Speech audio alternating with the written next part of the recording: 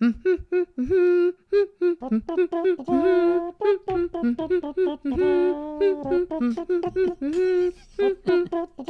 do, do, do. Welcome to the Friends with Benefits podcast, a business podcast about revenue-generating partnerships, not a podcast about business time with friends. We're your co-hosting couple. I'm Jason. And I'm Sam. Welcome to the show, friends. Welcome back to the show, my friends. We are so thrilled with this week's guest, this week's episode. We are here. Sam and I are coming to you live from our house. I'm in the office. She's in the kitchen. And with us today, we've got no stranger to anybody listening to the show, I can imagine. I got to say, Sangram Vajre has to be one of the most beloved people in all of B2B tech, right? He's one of... Oh, man. All right, that's really crossing the line on how much one could say about other person. But no, I'll take it. We're just getting started. Top 21 B2B influencer, best-selling Wall Street Journal, USA Today author, founder of basically the ABM movement, communities, marketing automation. You've been around the block, man, and not to mention the fact that you and I, we've actually had the lovely opportunity to work together and share multiple stages. Yeah, so we've got some history. We go way back. We've been friends for a long time, and I could not be more thrilled to have you on the show with us today, my friend. Oh, I'm super excited to have you and Sam in the house. Like, all right, I'm all in. Like, let's geek out on all things go-to-market and personal. That's it. We're gonna have a lot of fun today. We've been looking forward to this episode for quite some time. So let's just jump right in and get to this thing. We've had enough technical problems getting this thing started, so let's maximize our time. It's the real world. This is not all perfect. So right. Sangram, we like to start the show with a little bit of a funny, odd question, but to keep things on brand, what does Friends with Benefits mean to you in the context of B2B tech partnerships? Someone you can call in the middle of the night or the weekend saying, I need this thing to be done. And they would be like, yep, I got you, no problem. They're not looking at the clock. They're not seeing, are you a client? They're not seeing if you have what are you going to do for me? It's something that you just know. And I think you mentioned this in the opening, Jason, I think our B2B tech world is so small in reality. It might look like there's a lot. It's really, really small. So you better make friends fast and stay friends for long because you're going to need them. No, I agree. And like the work that we do in partnerships makes it even smaller. It's like getting the chance to work across different teams, companies, businesses. Like we can make this world real small, real quick. And I know you're no stranger to the world of partnerships. So let's jump in a little bit of some of your previous experiences. Like you started, Flip My Funnel, which I think everyone, in the podcast community might be familiar with, which was a community before communities were cool. Right, communities are kind of the hot new ticket into the go-to-market space right now, and I think you've said that no matter how you grow, you found that community-led growth is one of the most efficient growth models. Yeah. What it is about? Can we call it CLG? What is it about CLG that's so effective? Well, the I used to say this on the Flip My Funnel podcast a lot, that without a community, you're simply a commodity. And I mean that in all sincerity, because the reality with commodity, as we all know, is that it can be exchanged, it can be replaced, you can go cheaper on that, and all that kind of stuff. But when you are part of a community, that's the place where you belong.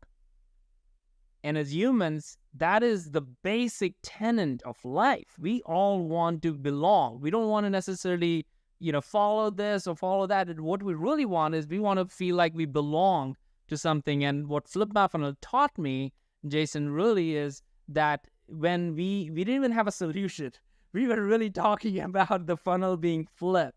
And wouldn't it be awesome if, we could focus on the right accounts and turn them into customers and turn them into advocates? Wouldn't it be awesome that if you don't have to go through this, the lead monster, like what wouldn't it be awesome? So it was just a dream. It was just a potential. It's just a not even a promise, but a view into the promised land that it's possible. And people who were excited about that were all the people who became became best friends, because they all wanted to go on that journey. They didn't know how hard it will be, how long it will be. They didn't care if there was a technology solution to it. They just wanted to belong on that journey. So that's why I feel at the heart of heart, you're going to find community. And if you look around long enough, you're going to see all the category leaders in the marketplace today in B2B, and you can count them on your fingers. There's not that many. They all have community as some part of their centric play of how they think about go-to-market. Interesting. I like the sense of belonging. Would you say that these, the sense of what we're talking about here with the podcast, that the community allows for not only brands, but each other to develop deeper relationships with those they're doing business with or even with their peers? Yeah. I mean, without that, I don't know how else would we go. I remember this is we're in 2023 now. You look at this in 2015. I remember, or 2016, even 2017 timeframe. I used to read blogs that would say, "Oh, you need to go double, triple in revenue, and that's the only way you know that you're building a great business." Right? You need to hire 30 sales reps. Otherwise, you don't know what you're doing, right? And you need to go all growth at all cost. If not, you don't have enough, whatever phrase you want to use to show that you can do it. And that was all. We now look back and say, oh, that didn't make sense. Well, no, we all did that. Like I was part of that. So I would raise my hand and say I was in it and I was fully believing in it. And I realized that was wrong, right? Like, so now we're on the other side of it and saying that, oh, that didn't make any sense, but we all did. So, but ultimately, that all was towards, we want to grow efficiently. But the word that I think most people don't use is the word that I hope and I wish more people start using is this one. We want to grow responsibly.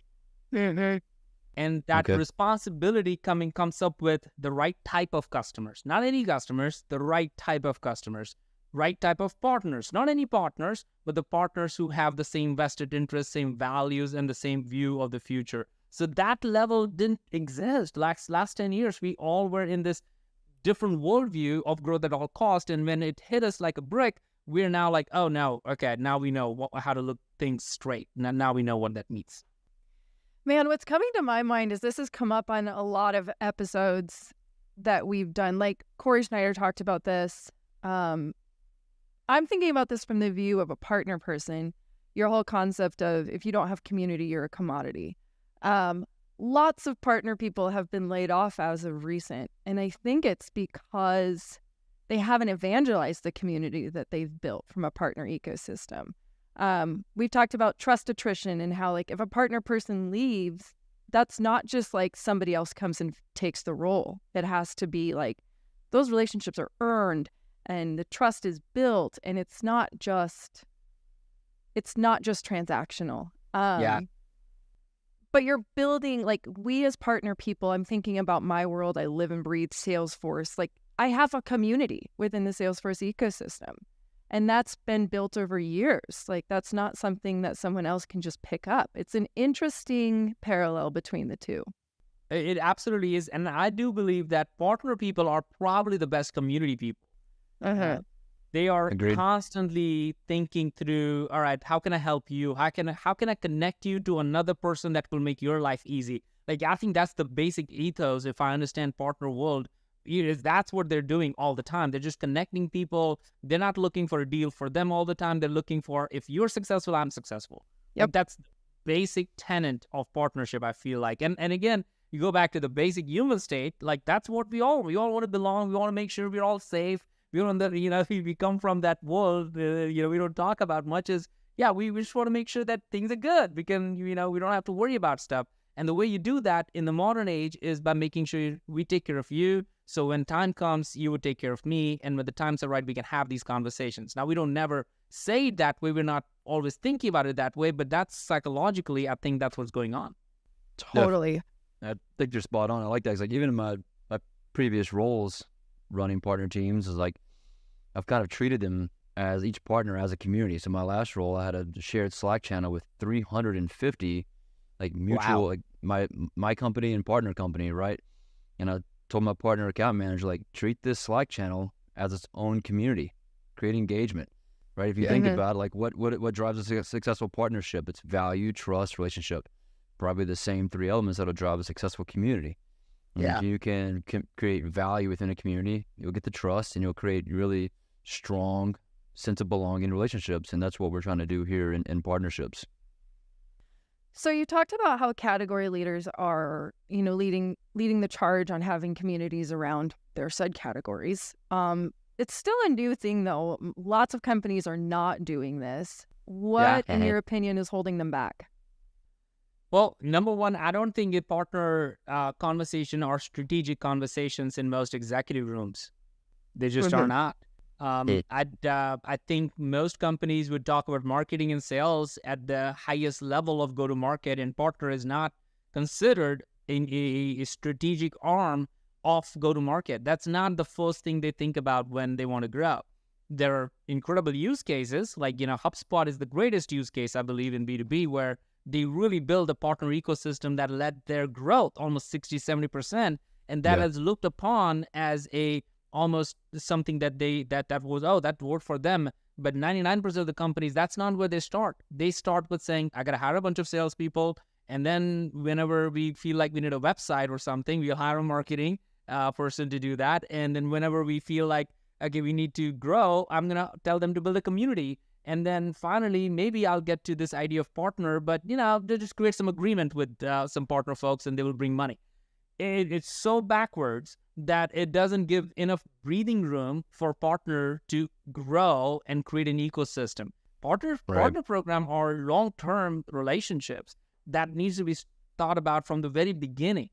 And if you're a new person in partner world and you're trying to create it, if the CEO doesn't see that as part of their top 5 or 6 different areas of growth, that's a problem. There is no way partner program can thrive. It will always be a side gig. It will always be we'll find if we have, throw some bounce over there. But it needs to be one of the 4 or 5 strategic areas of how the CEO of the company thinks about the growth in the next. And if it's not, and if you're a partner person, either you figure that part to get there and make sure that happens, or help your CEO to see that, well, if you want to grow here, you need partner. You need to figure out that connection for them, because it may be just not understanding. But if not, then you need to move out and find another place where you can actually have a place where partner system can grow. Louder for the people in the back. I love that. Yeah. Let's just grab that step and be done here. So as you're rolling out GTM Partners and doing some of the work you guys are doing as analysts, are you seeing anybody that's starting this in a very effective manner? Like, are you seeing any new companies that you're talking to, consulting with? They're like, yeah, we need to do this. Like, where do we start? I heard about a company called Reveal. I don't know if you guys have heard of it. Like, they do some cool stuff. I think that they are definitely on my list. I was talking to Jill Raleigh about it, and she was sharing all the new things that you guys are talking about. That's awesome. It's been really cool.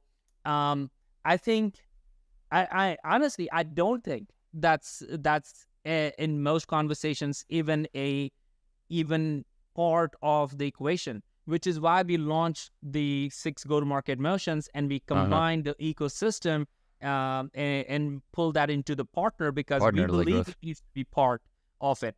The nearbound, the ecosystem, all of that needs to be part of the partner thing. So we're trying to elevate that conversation, because candidly, I don't see it.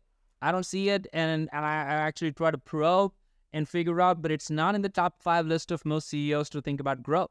It's just not there. And that's going to require a combined community and metrics and process and all the things that are happening right now. And I think in the next year or two, let me put it this way, the companies who are going to make a change in the next 2 years are going to be the companies that figure out this partner play and get ahead of it.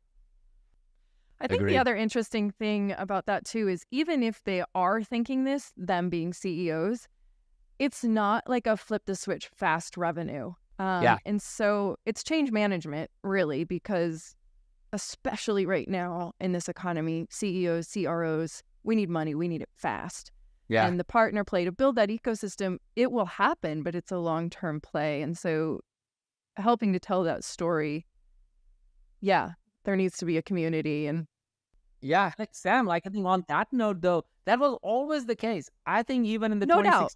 2016, 2017, all this is like, I want more money fast. Like that was the only difference. I want more money fast. Now I want just money fast so I can survive. So there was always this, I want money fast.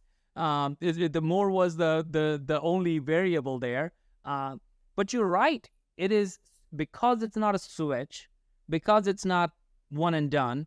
It needs to be in the early conversation. So when I talk to people who are in the partner roles and they are like 5 roles below the CEO, and then on the whoever they're reporting to, they're again 2 or 3 roles or are by themselves, no budget, no support system.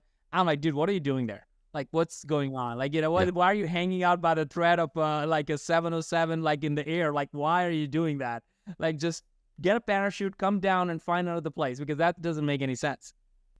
No doubt. Absolutely. Yeah. It's interesting too. Is like I was having this conversation yesterday with Rob Rebholz, former guest of the show. Partnerships are kind of moving from that nice to have to must have. It reminds me of early days social media. I was a social media consultant way back in the day, and everybody wanted to be on social media because everyone was there. There was no plan or no real reason as to why. So now everybody's kind of like, hey, we need a partner program. Why? Because everybody's got one and we need to have it. Everybody's talking about it. Yeah, but okay, why? So now it's becoming a must-have, and it's got to have that strategy wrapped around it. It's got to have that go-to-market plan around it. There's all sorts of players in the space now and technology, and you've got to have a plan around that. So like as inbound and outbound started kind of drying up, what we're saying here is that nearbound, which is your partner motion fully embedded, is the way to revenue going forward. And to your point, it's going to have to be part of that top 3, in my opinion, go-to-market strategy. Yeah, and we on that note, Jason, I think the idea of nearbound and the idea of partner, the idea of ecosystem, it needs a home. It needs a clear way for people to see it, because here's we have at Go-to-Market Partners, one of our core values is that we need to burn less calories. We don't have like fat people and it's not like that. Like, yeah, you got to burn more calories on the team. No, it's really burn less calories of your customer thinking about what's going on, or make it simple. So burn less calories. So if I have to think about it, like where does it fit? And I have to like almost close my eyes and then line it up and then stack it. Like you can see people doing that. I think we as a community need to do a better job of evangelizing this and helping people to burn less calories, thinking through, okay, where does is that in addition to all-bound, or is it part of all-bound? Is it part of inbound? And add on to that, how many bounds are there? Is it boundless? We gotta figure out a way to get people to think through that. Like, all right, here is the architecture for you to think through. And I think that's on us. That's on us as a group to continue to create that open source environment, because the idea is right, but I think the implementation of it, where everybody can just say, all right, that's it, that's what I was looking for, is part that I think we all need to work on. You are so spot on. I mean, that's something that we talk about all the time with people here. It's like, how many times can we possibly enable you on what partnerships mean? Like, how many times? But it still is so I burned complicated. way too many calories in that conversation. Yes. Oh man, that's funny. And it's ecosystem, right? It's kind of like what I like to say is like it's a strategic layer of your company's atmosphere. Just like the atmosphere here has, the stratosphere, mesosphere, all those spheres, like your ecosystem should be as crucial as a layer of your company's atmosphere to your survival as such. And like where does that live, right? Is it on the revenue team? Is it a whole new thing that we're building on the ecosystem team or whatever? Right. So it's a matter of like figuring out, how strategic this is and having those conversations. And I appreciate, people like you and Brian who are out there, providing the content, the material, and saying partner-led growth needs to be one of these 6 functions. Yeah. And to be part of the 6 is a higher bar, right? Because that means that is strategic. It's not one of the 5. It is incredibly strategic. What's interesting that I'm and I might flip it back on you both, since you both live in this world, is this, as I see it, where do the partners typically report into in most of your conversations? Yeah, mostly revenue, I would say. Yeah. Yeah. Although when we worked together at Terminus, I reported to product, operations, and revenue. Yeah, you were on the 707 on the far corner, needing a parachute there. Add a lot of connecting flights. A lot of connecting flights there. Yeah, Sam, what do you see? I report to the CEO. And I do remember like Mike Stalker early on was so adamant in these conversations. Like, if you don't report to the CEO, your ability to fully articulate the value you can bring to the company is going to be limited. Because if you're only in revenue, that's where you focus. If you're only in marketing, that's where you focus. And then do you see that you have a much bigger influence and impact than most partners that are not reporting into the CEO? I think so. And I also am lucky enough to sit on the executive team. So I'm in that room where I'm hearing conversations where partners aren't necessarily thought of. But in my mind, it's like, wait, I can help there. Wait, we can expand. And so it opens up the opportunities so much more than reporting to just revenue. Well, I'm just flipping the question, so I'm going to stop asking questions in a second. But this is so interesting to me, and hopefully to everybody listening. Yeah, Sam, like, were you always, it was that role existed, did that exist before? And if it did it always report into the CEO? So formally I reported to the CRO. And I became good friends, if we'll call it that, peers with the CEO, and was like, here's what's actually going on in the business. Here's what I'm hearing across the organization. And I cannot influence it under the CRO. Right. So we went through a lot of changes. He elevated me, which I'm super grateful for. But yeah, I mean, it's been the most positive thing.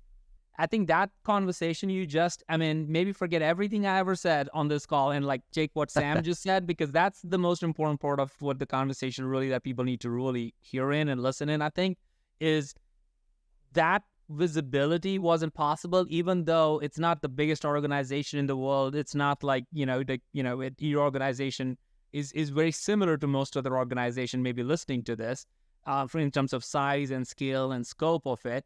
And even in that level organization, if you couldn't make that amount of change and impact without being reporting into it, I think it begs the question, are we really thinking about it? Are you in a strategic partnership role?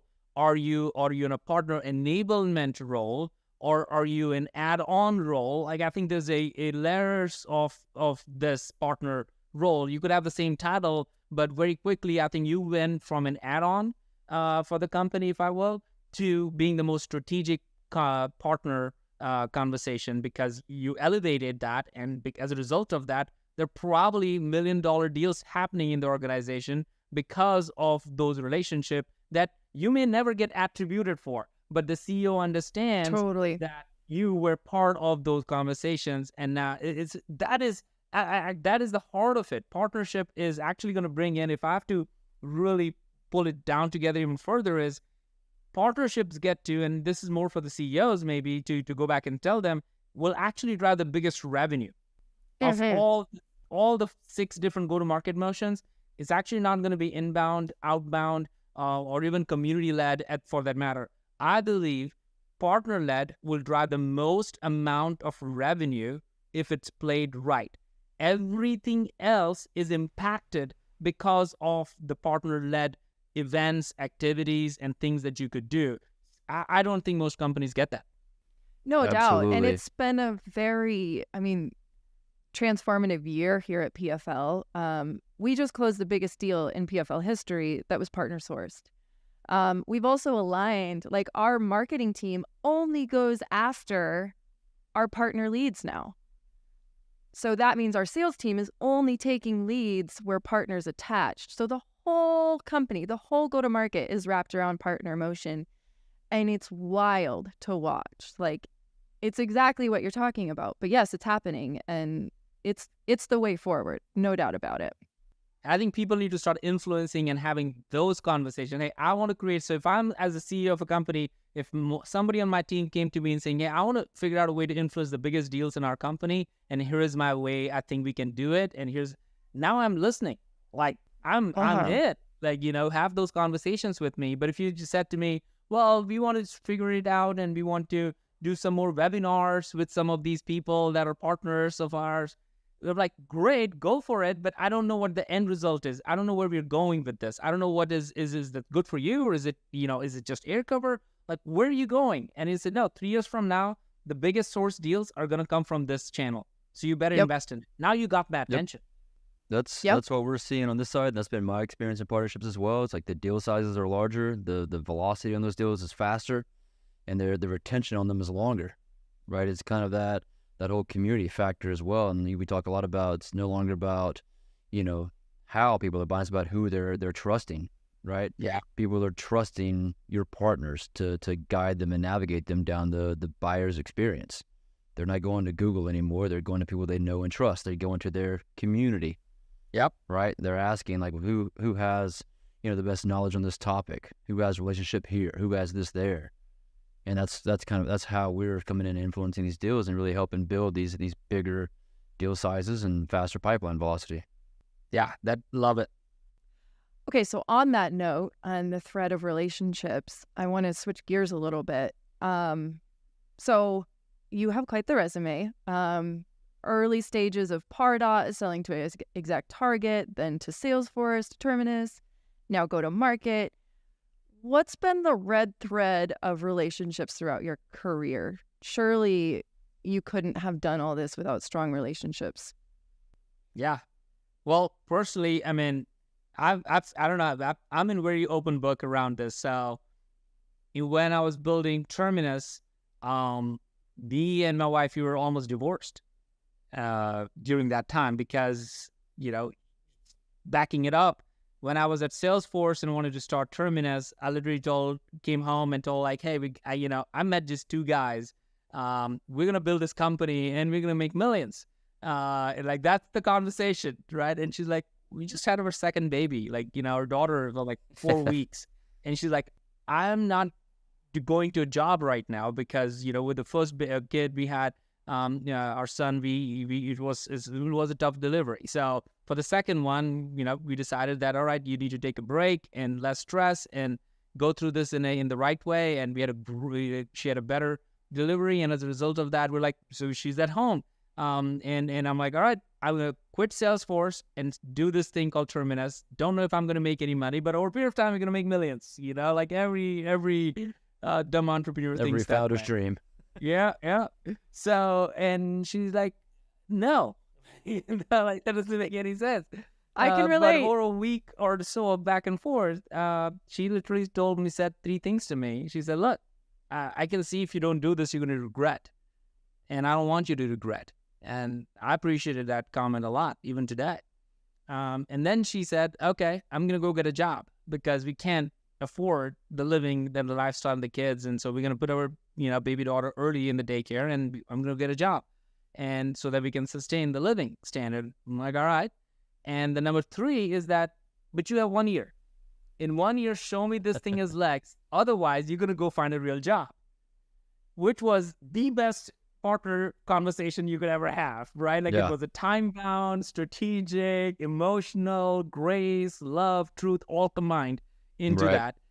And I'm like, great, I think I can live with that. I can do that. So she got a job right away in 4 weeks, and I went on this journey of building Terminus and just poured everything into it. But along the way, I just forgot why I'm doing it, who I'm doing it for, and how it needs to be. So a year and a half later, we were just at home, and she's like, I don't even know who you are. Wow. You've changed so much. Lost in the job, huh? Lost in the role? Yeah.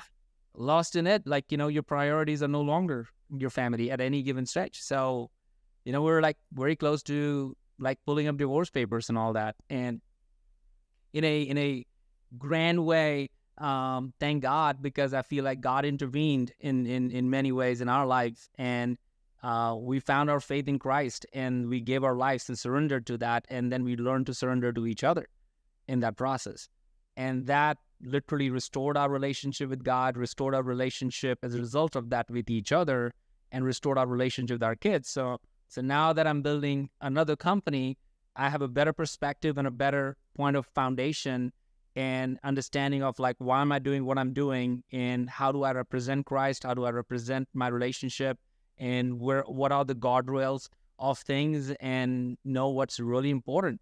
But I went through a very dark season during that time, and came out. I think we came out stronger out of it, but it was not the prettiest time in my life.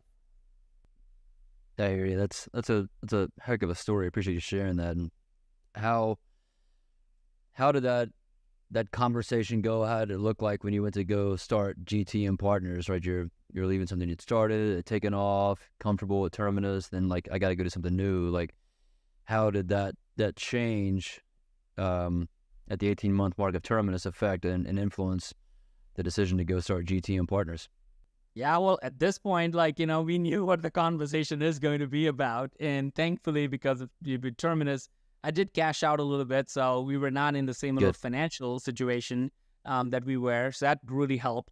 But at the same time, I think I knew what the conversation is about. Like, it seems like I'm an entrepreneur. This is apparently... If one thing leads to another. Newsflash. I think I would be really bad at. I don't think anybody would hire me. So we got to start some. So as a result of that, I did. That's an entrepreneur classic. So and I think this go right. We just know how to set expectations. Even this weekend, like I'd almost switch off, not fully, but switch off. Where between my phone is not with me from Friday all the way until Sunday after church, and the reason, and so I'm used to being that, and I've never done that before until I started to understand my boundaries, and I know myself enough that I'll be constantly doing it. If I, just sit around and scroll, is just our body reflexes have just become that. So all those things have helped. So she knows that I'm doing the right boundaries around it, and then the kids know about it too. And so we all are like, Saturday we are really truly. We celebrate our Sabbath day and spend the time not using technology, but just being out and about and doing things. And so even if on a Saturday, last Saturday, we're launching a new emerging tech report. And so my team is working. And so I talked to my family and like, guys, this weekend I'm going to work because the point of it is that I got to help my team to do it. So they understood why I'm doing, and I understood why I'm doing, and so we can set expectations. Back in the day, I had no idea of setting expectations. I would just do whatever is needed to be done without knowing who are the most important people in my life. Yeah, just on your own course. So let me ask you this. So you mentioned something about young founders' dreams. Like what advice do you have to young founders or, emerging CMOs and those strivers that are managing their how to best manage their own personal relationships along their professional goals? How do you encourage them to avoid that trap? Well, I mean, I don't know if it's avoidable. I think you're going to hit it in some way, shape, or form in some way. It's just not human not to go through these levels of incredible passion about something. How do you build something without 24/7 thinking about it? And it just hurts. Even though I'm shutting it down, my brain is still working, right? It's still going through. So I will keep sometimes a piece of paper and I'll just note ideas of things that come on a Saturday. So, but I'm just making a physical effort not to jump in it at the moment. But I feel that's a luxury that I have now. I came out of that in a different way. So it's always going to be a struggle and it's going to be hard. The question we have to figure out in some ways that where do you and how do you, at least for me, where do I root my foundation in it? And if you have a clear foundation and a clear why behind it and being honest about it, like, are you doing it for yourself? Are you doing it for your family? Are you really, what are you doing it for? I build companies. It's not for my family. Like, let's just be honest. Like, we're fine. I'm building it because I enjoy building a business. I enjoy trying. So it is purely something I want to do. So then I have to balance with, okay, well, that's not all for my family. There is a clear part of what I want to do that I need to balance with what I want to do with my family too. So I've created all these guardrails around me. And I think that's what the best way to represent is to create guardrails for you. All right, well, Saturday, for example, that's our day that we just do that. Dinners, we always do family dinners together. We have this thing is nobody starts until everybody sits at the table.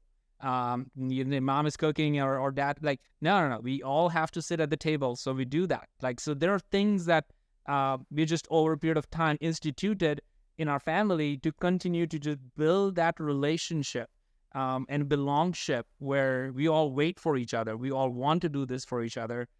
Even to a point, we have this mission statement that we created for our family that our kids were part of creating that 2 years ago, which literally says, Vajres always make it through with God's love, grace, and truth.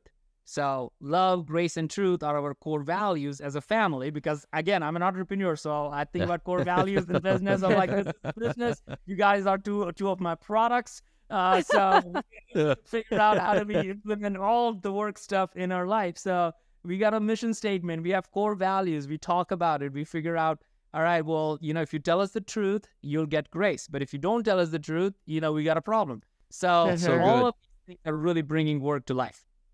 That's amazing. I think the best part about this podcast is the amount of family relationship guidance and insight we get into other families. So, like, this is helpful for us as well.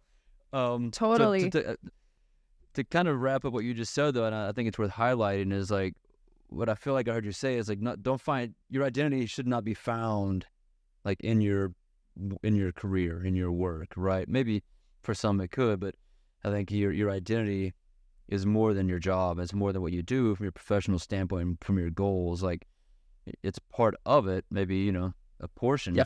But like, let your identity be found like outside of what you do and what you love and who you love.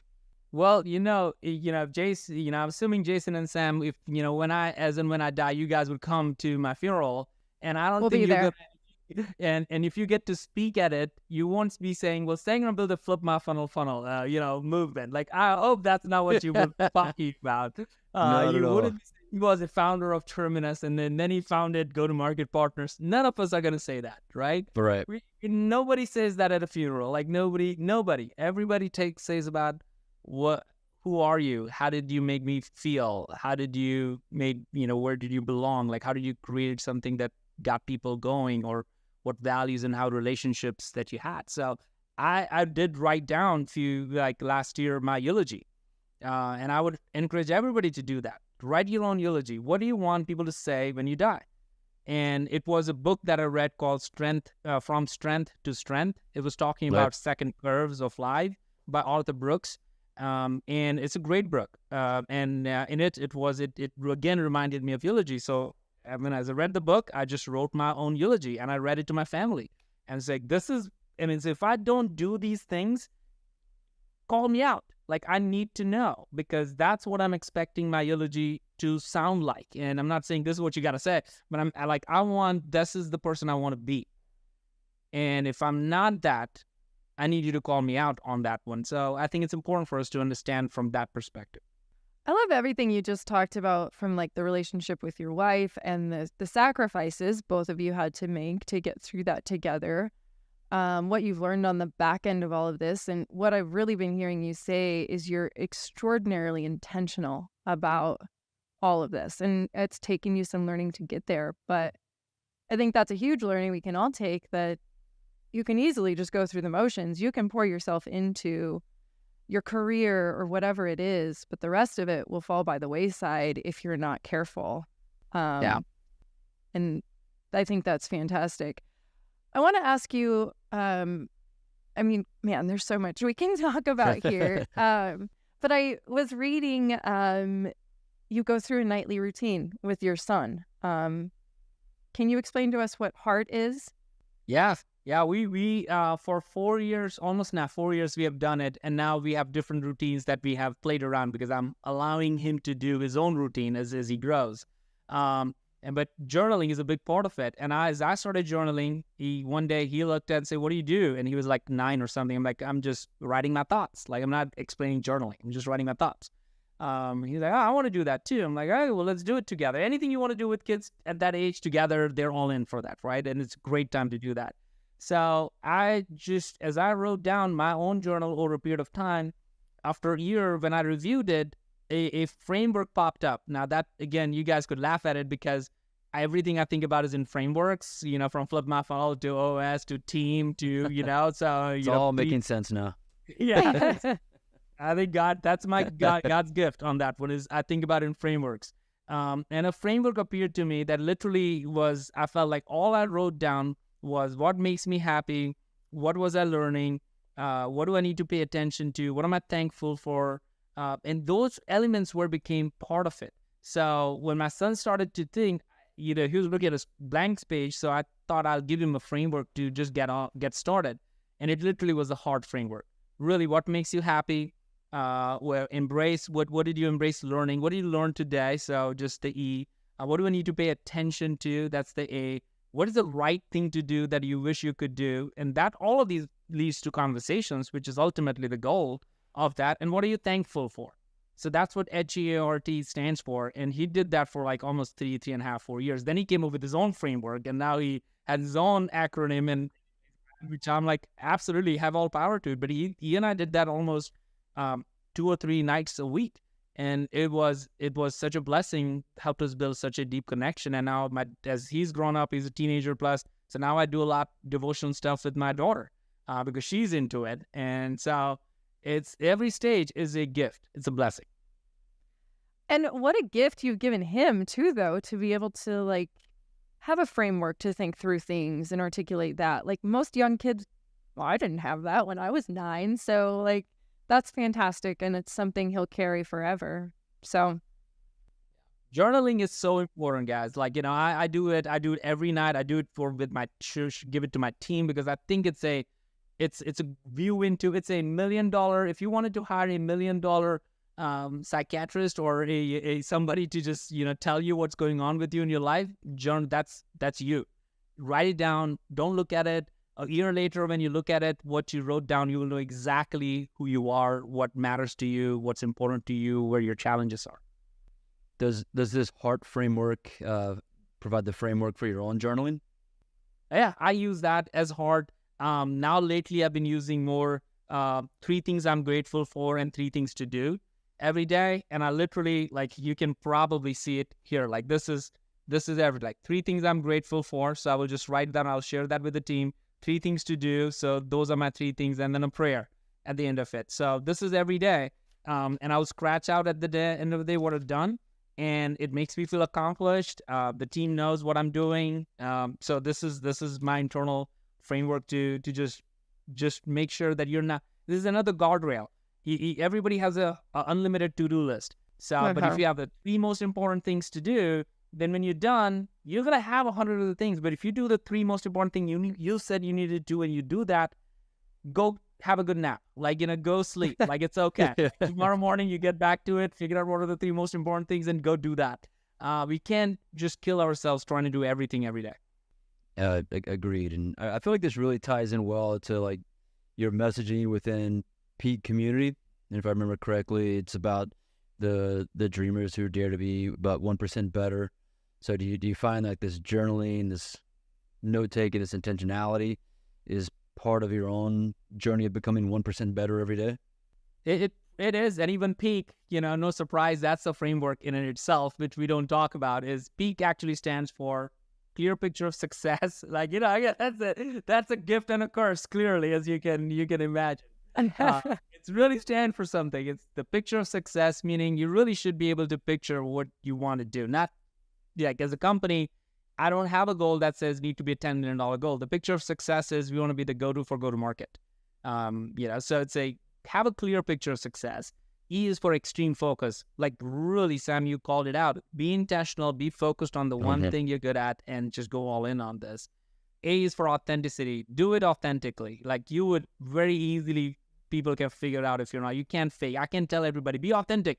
Tomorrow morning, 9 a.m. Yeah, I can't do that to myself or to anybody. So, and we all sit and work with people who are authentic, naturally. So be authentic around it. And K is kindness.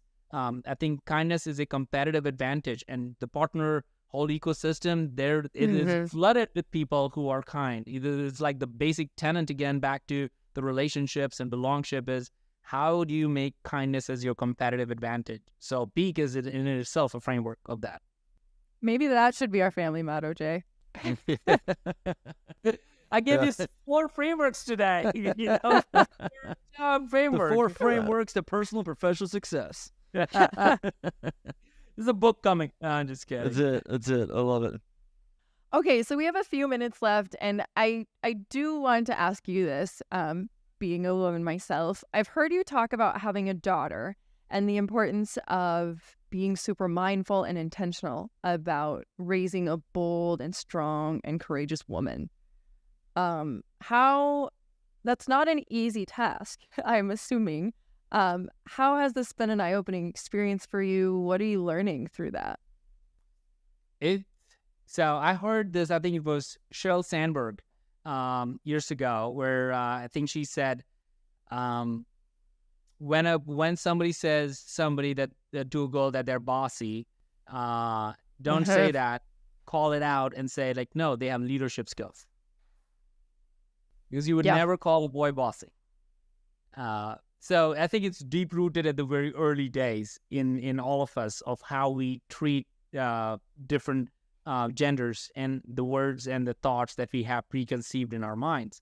And even dresses, like, or clothes that we'll buy. Like, you go and look at all the clothes, it's all unicorns and colorful, and then boys are like rock stars and beat the world and be the scientist of the world and all that. And we are, again, already painting in the picture that, this is really your wheelhouse. I wouldn't go as far. You can be anything you want. Like, I'm not going to go that, like, just the world where it's going.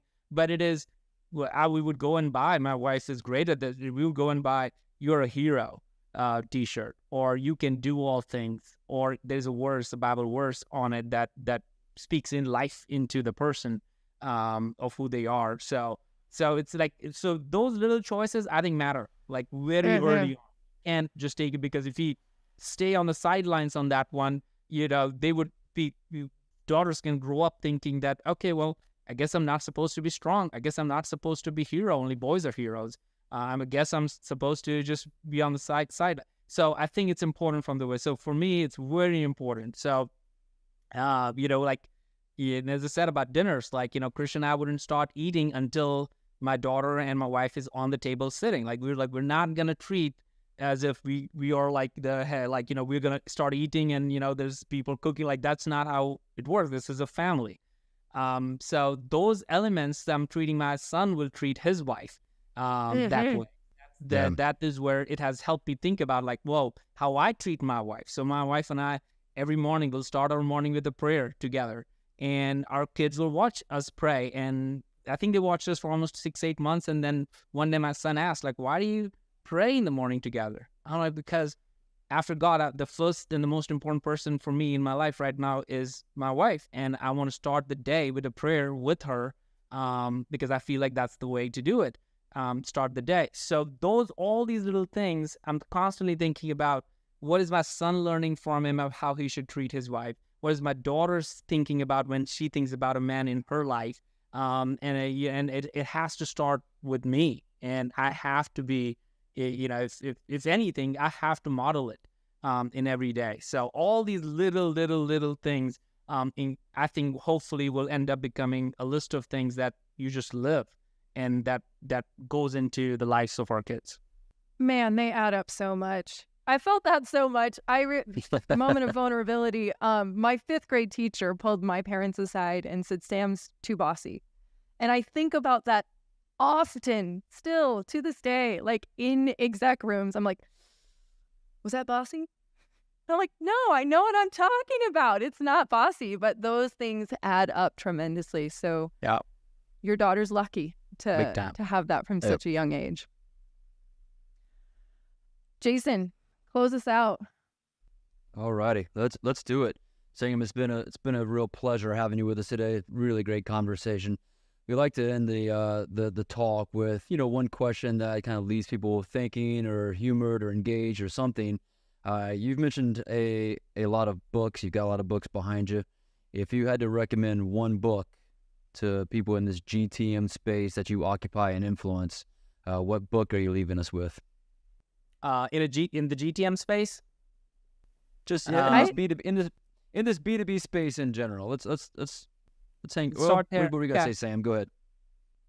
I was gonna say, and then I'm gonna follow up personally and ask in non-business related. Okay, one B2B book, one personal book. Yeah. So from a B2B, I think Crossing the Chasm by Jeffrey Moore is still one of the classic books that I refer to Yep.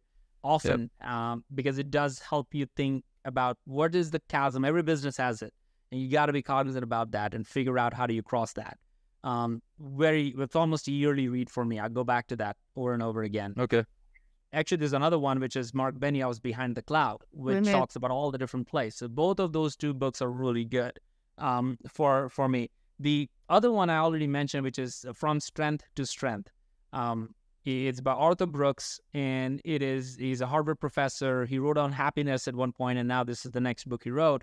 And the reason I like that book a lot is because it was very important for me personally, because I feel I want to, we all need to find and figure out a second curve in our life. And a quick point on that one is Daniel Pink wrote a book some time ago about regrets, and he talked about another one. He said in one of his research that over a period of time, either you become increasingly happy or increasingly sad. You never stay flat. And that really made me think about, like, shoot, am I going to become like depression or something later on? Because I'm very happy right now. Like, what's going on? It's Just a keep problem. scaling that happiness. Right. I'm at the height of it, and from here on, it's all downhill. I don't know. I don't want to be that grumpy guy. Like, it'd be really hard to pull that off. So, like, what is happening? But this book, Strength to Strength, they gave me the answer to that question, because I was left with wondering what will happen is that what we all need to do is to look for a second curve in our life where we Yeah. have let go of the first curve. We are not, if we find ourselves, man, those were good old days at Terminus, and man, I was so, if I stay in that, then I'm in my first curve and I've never graduated, and I will become grumpy because I'm living in the past. Exactly. Your second curve is supposed to give you excitement and joy and whatever. Maybe it is with your kids and grandkids, or maybe it is the new business you want to launch, or maybe it is the new whatever you want to do. So you got to find a second curve. And I felt like I went through that personally, where it took me a minute on that one. So it's very important for all of us to figure that out. Makes sense to me, guys. I think he also talks about like your second curve being about your, imparting and sharing your wisdom and your influence that you've gained over time, and that crystallized intelligence, I think he calls it, Yeah. or something like that. So, yeah, that's a really good one. Sangram, we could talk for hours longer. So hopefully this is the first of many, but thank you. This was a tremendous conversation. I learned a ton. We got a new family motto. I got the next book on my reading list. Like, Good this frameworks. I got frameworks, took days. Doesn't matter Thank if this is you, good for thank anybody you else. for It your was great time. for us. Exactly. Yeah, no, thank you for allowing me to share. I'm an open book, and I've learned to be just more open about it. And if it helps somebody, like, there's nothing better than that. Love it. No doubt. That's awesome. And I think Thank the you so B2B much. world, we're grateful for it. There needs to be more of it. So thank you for leading the charge. That's it for now, friends. We'll see you next time. See y'all. Bye. Do,